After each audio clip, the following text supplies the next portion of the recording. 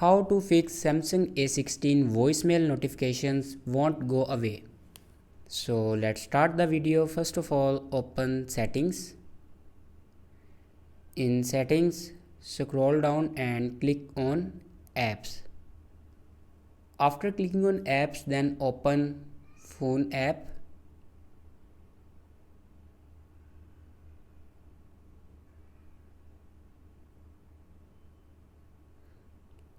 If you can't find here phone app, then search here phone app.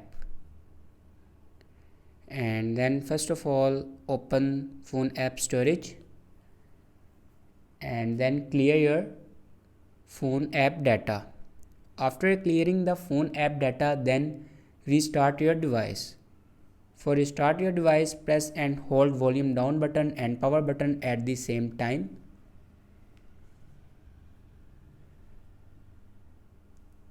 And then restart your phone.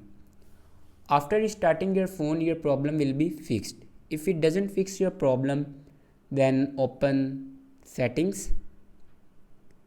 In settings, scroll down and click on general management.